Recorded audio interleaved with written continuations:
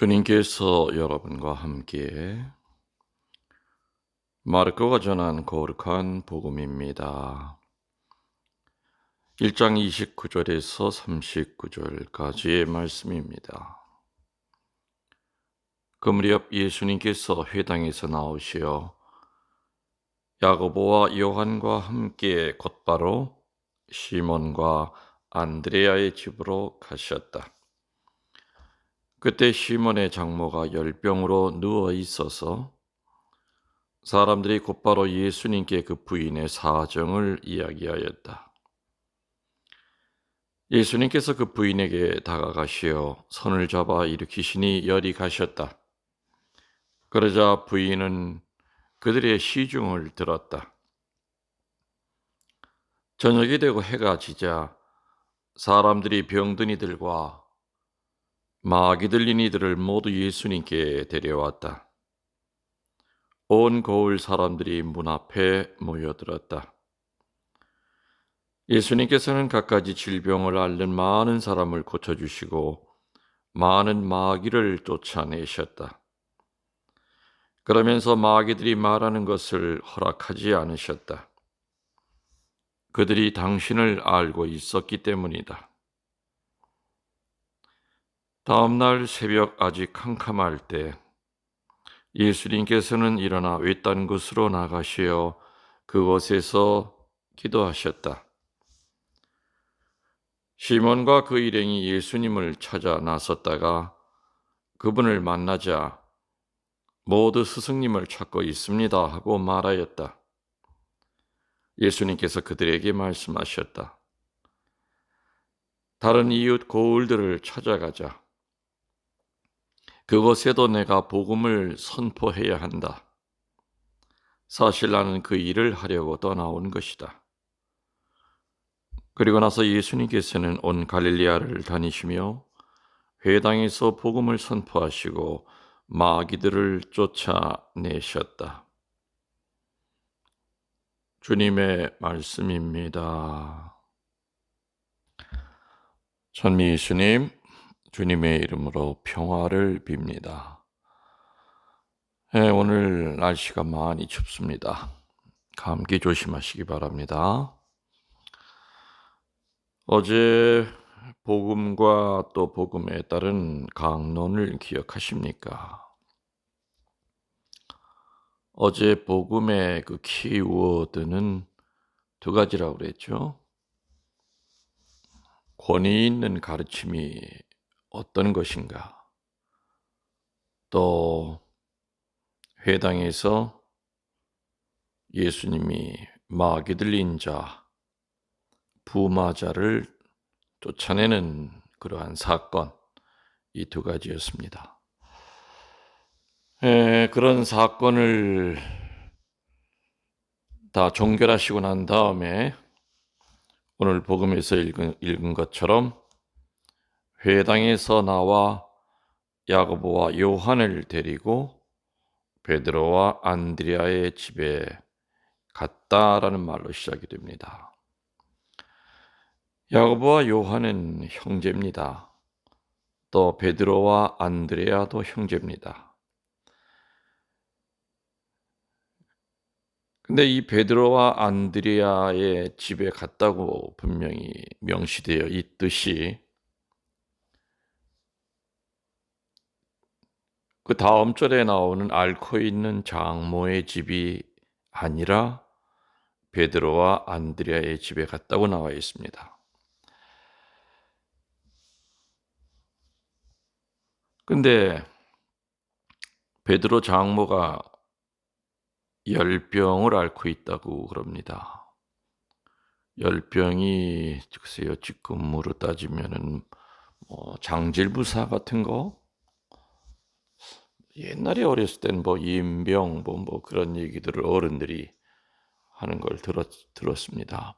그때 당시에는 약도 없고 별로 병원도 없던 시절이라 민간요법으로 아니면 한의원, 한의사도 별로 없던 시절이라 아무튼 약 데려서 이렇게 먹고 나면은 낫는 거죠. 병의 원인도 정확히 잘 몰랐습니다. 그런데 왜 베드로의 장모가 사윗집에 있었을까? 아마 둘 중에 하나가 아니겠는가. 첫 번째는 베드로는 장모를 모시고 살았을 가능성이 있다는 게 첫 번째, 사위집에 있었을 첫 번째 이유고요. 두 번째 이유는 사위집에 다니러 왔다가 병이 들었을 가능성도 있습니다. 근데 아무튼 둘 중 안에 하나든 아니면 또 다른 이유가 있든 그것은 이 복음의 핵심은 아닙니다. 근데 아무튼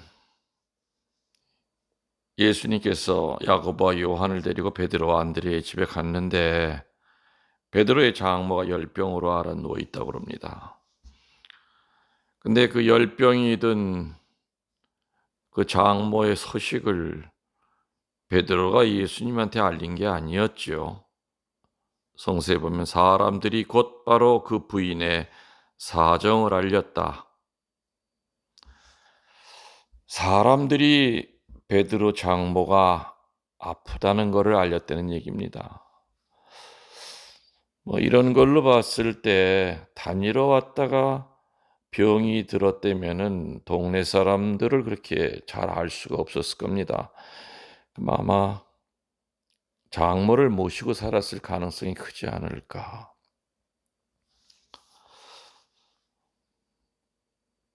사람들이 그 부인의 사정을 알렸다는 얘기를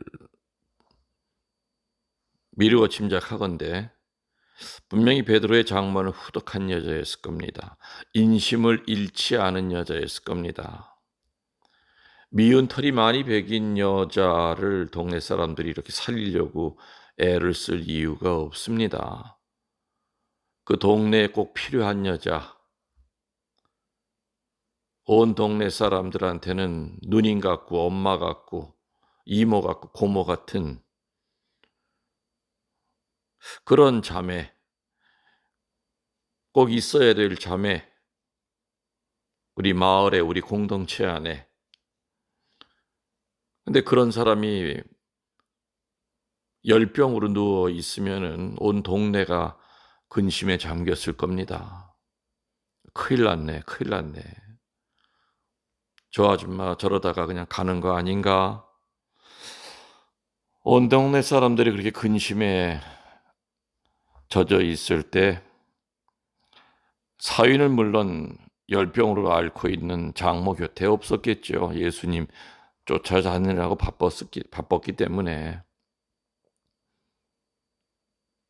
모르겠습니다. 베드로의 부인 또 장모의 그 딸을 얘기는 성경에 나오질 않기 때문에 베드로의 부인이 왜 얘기가 나오질 않을까? 그래서 베드로가 밖으로 나돌아다니는 거 보고 화가 나서 글쎄 팔자를 고친 건지 아니면은 아무튼 베드로의 그 와이프의 얘기는 저는 어디서도 언급이 되질 않습니다. 하여튼 그만큼 초대교회 예수님이 전도 생활하실 때 아무런 영향력이 없었던 사람이 아니겠는가 생각이 됩니다. 아무튼 사람들이 곧바로 그 부인의 사정을 알렸다. 이거를 우리들이 얘기할 때 합심기도라고 그럽니다. 한문에서 합자가 뭔 줄 아시죠? 머릿속으로 한번 그려보십시오. 합자는 지붕 밑에 사람들의 입이 하나라는 겁니다. 사람들이 한 마음으로 부인이 병들었다고 하는 것을 예수님에게 알립니다. 합심하는 마음으로 알립니다. 그래서 예수님은 그 동네 사람들의 믿음을 보고 그 장모를 고쳐주십니다. 베드로의 믿음을 본 것이 아니라 안드레아의 믿음을 본 것이 아니라 그 장모 자신의 믿음을 본 것이 아니라 그 한 사람을 고치려고 몸달아 하는 그 동네 사람들의 믿음을 보고 그를 고쳐주십니다. 성경에 보면은 개인의 믿음을 보고 치유시키는 적이 있었습니다. 또 그들의 믿음을 보고 어떤 사람을 치유시키는 얘기도 나옵니다.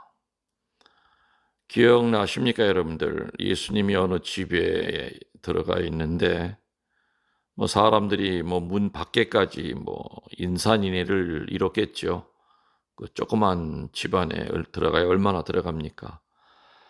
그런데 그 동네에 긴 세월 동안 중풍으로 손발이 오므라든 사람이 있었는데, 아무튼 친구인지 가족인지 정확하게 관계는 나오지 않지만 아무튼 들것에다가 그 사람을 실어서 예수님 계시는 곳으로 가까이 가려 하니 갈 재간이 없었죠. 그래서 어떻게 했습니까? 그 집 옆으로 나 있는 2층 옥상으로 올라가는, 지붕으로 올라가는 그 계단으로 그 침대를 끌어올립니다. 말이 쉽지요. 환자는 미끄러져 내려오려고 우리 같은 환자의 몸을 칭칭 묶어서 밑으로 떨어지지 않게 무슨 그 난간이 옆에 무슨 계단이 무슨 난간이 있었겠습니까? 그 좁은데 두 사람은 위에서 잡아 당기고 밑에서는 밀고 하면서 정말 어렵게 옥상으로 올라갔을 겁니다. 유대인들이 사는 옥상이라고 그래봐야 야자수나무 거기다가 회반죽을 해가지고 한 거기 때문에 쉽게 뜯어낼 수가 있습니다. 물론 무너지기도 쉽죠. 아무튼 환자까지 5사람이 그 위에 올라가서 아마 지붕이 아마 출렁거릴 수도 있었을 겁니다. 아무튼 그거를 뜯어내고 틈 사이로 예수님의 그 머리가 보이기 때문에 침대가 내려갈 만큼 뜯어냈으니까 아마 환히 뜯어냈을 겁니다.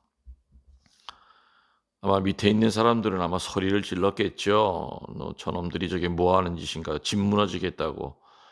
아무튼 그 중풍병자 하나를 살리기 위해서 그 4사람은 그런 소리에 아랑곳하지 않고 땀을 뻘뻘 흘리면서 지붕 위에서 밑으로 예수님 앞으로 중풍병자를 내려보냅니다. 그 장면이 연상이 되시지요? 어떤 모습이었는가? 그때 예수님은 그 중풍병자의 믿음이 아니라 중풍병자를 예수님 앞에까지 끌고 온, 또 저렇게 어렵게 살리기 위해서 애쓰는 그들의 믿음을 보고 그 환자를 고쳐줍니다. 그리고 침상을 들고 가라고 그러죠. 사실 절망에 떨어진 자는 손을 내밀 힘조차가 없습니다. 그래서 반원들의 합심 기도로 냉담자를 회개시킵니다. 부모의 합심 기도로 냉담하는 자식을 회도시킵니다.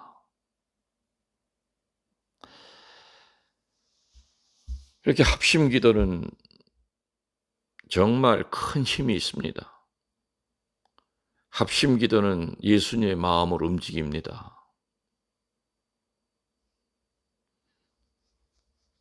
그래서 제가 본당 신부 시절에 반원들 교육시킬 때 반에 냉담자가 많은 것만 걱정할 것이 아니라 반원들이 한 사람 한 사람 냉담자의 이름을 받아서 1년 동안 어떤 일이 있어도 내 기도로 저 사람 끌어낼 것이다 하는 그 마음으로 합심 기도를 한다면 어찌 안 나오겠는가. 합심 기도 하십시오라고 입이 닳도록 얘기했지만은 글쎄요, 들을 때뿐이었던 것 같고, 아무튼 기도 중에서 예수님이 정말 즐겨 들으시는 기도가 바로 합심 기도입니다.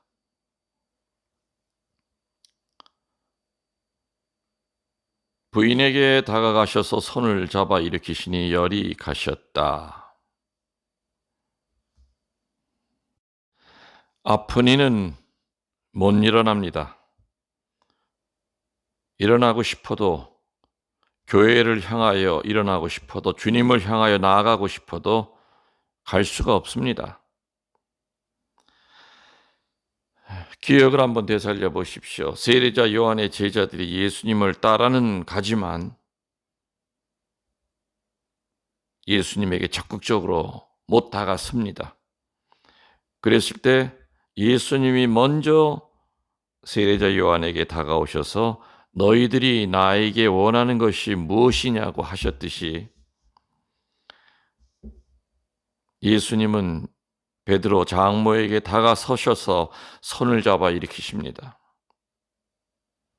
왜 손을 잡아 일으키셨을까요? 치유를 받았는데도, 은혜를 받았는데도 주저앉아 안 일어날 때가 많습니다. 그래서 예수님이 손을 잡아 일으키시니 두려움이 사라집니다. 열등감이 사라집니다. 슬픔이 사라집니다. 분노가 가셨습니다. 교만이 가십니다.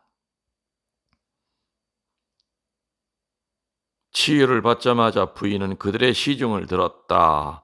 루카복음에는 한 글자가 더 들어갑니다. 곧 그들의 시중을 들었다. 여기에서 한 가지 원칙이 나옵니다. 하느님에게 은혜 받은 자의 첫 번째 행동, 하느님에게 치유받은 자의 첫 번째 행동은 보약 사먹는 것이 아니라 봉사하는 겁니다. 종이 되는 겁니다. 낮아지는 겁니다. 이렇게 오늘 복음은 어제와 마찬가지로 두 가지의 테마가 있습니다. 베드로 장모의 병을 고쳐주는 이야기고, 그리고 두 번째 테마는 또 역시 예수님께서 치유 사역, 구마 사역하는 얘기가 또 나옵니다. 32절에 보면은 해가 지고 날이 저물었을 때 사람들이 병자와 마귀 들린 사람들을 모두 예수님께 데려왔으며 온 동네 사람들이 문 앞에 모여들었다. 예수님의 말씀과 기적들은 숨겨질 수가 없는 사건입니다. 권위 있는 가르침과 치유와 구마의 기적의 능력은 비밀로 숨겨둘 수 있는 것이 아니었습니다. 베드로 장모의 열병을 말씀 한마디로 낫게 해주신 것으로 사람들은 소문을 듣고 몰려왔던 겁니다. 그런데 한 가지 의문점은 왜 전기도 없던 그 어두운 시절에 좀 해가 있을 때 환자들을 데려올 것이지 해가 지고 저물었고 어두웠을 때 환자들을 데려왔을까? 이유가 뭔지 아십니까? 안식일이었기 때문입니다. 안식일에 병 고치는 것이 금지되어 있었기 때문이죠. 당시의 율법은 하늘에 별이 3개 나타나면 하루가 끝난 것으로 간주해서 안식일도 끝나는 것으로 간주했습니다. 그래서 해가 지고 별이 나타날 때를 기다렸다가 병자들을 데려왔던 겁니다. 이러한 그들을 예수님은 모두 고쳐주셨다고 나옵니다. 한번 정리해 볼까요? 예수님의 그 공생활의 흐름은 어제도 얘기 드렸지만 첫 번째가 세례 받으신 겁니다.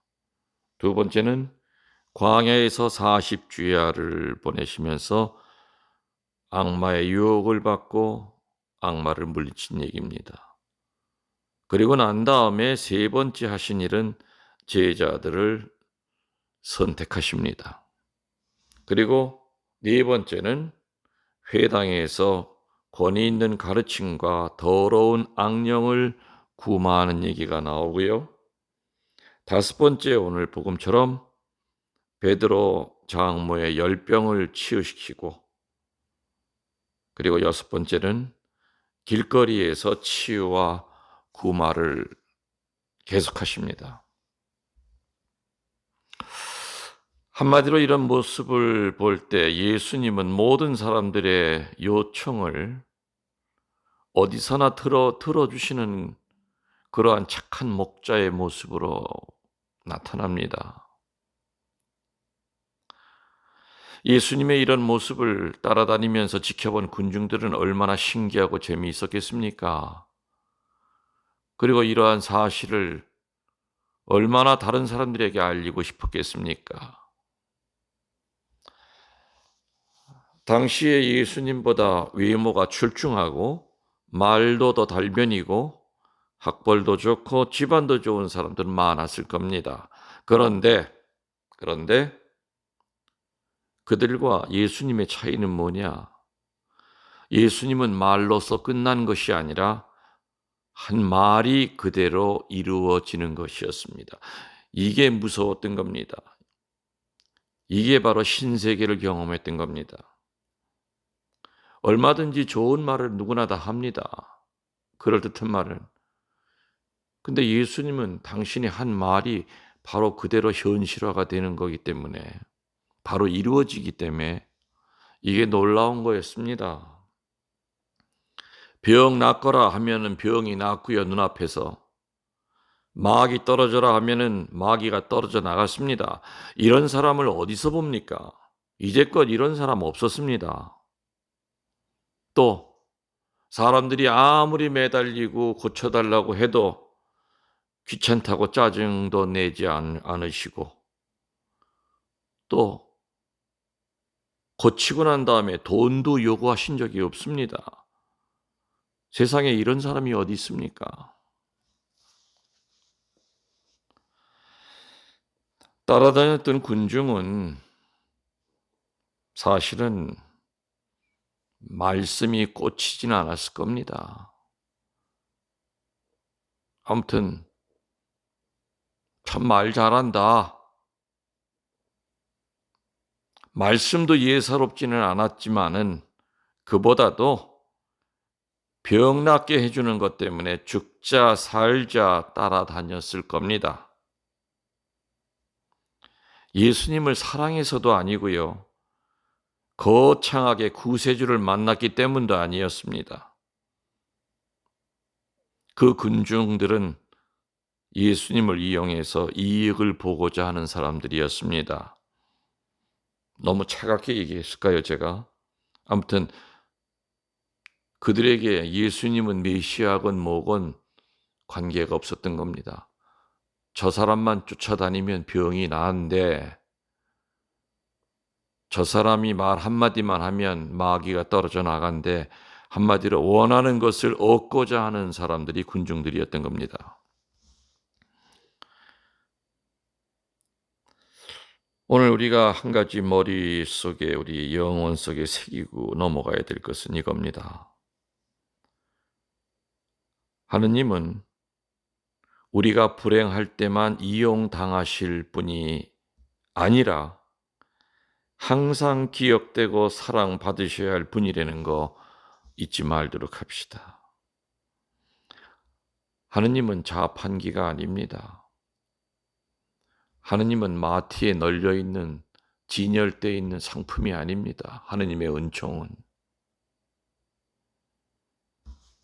우리가 힘들고 어려울 때만 찾는 그런 존재가 아니라 늘 기억되고 사랑받으셔야 할 분이라는 거 잊지 말고, 오늘 베드로 장모의 그 열병을 동네 사람들의 그 합심 기도로, 합심 요청으로 예수님께서 그들의 믿음을 보고 그 장모를 고쳐주신 거 기억합시다. 합심 기도는 기적을 낳습니다. 합심 기도는 앓는 일을 일으키고, 합심 기도는 암 환자를 낫게 할 겁니다. 합심 기도는 마귀 들린 자를 떼어낼 수 있는 힘이 있습니다.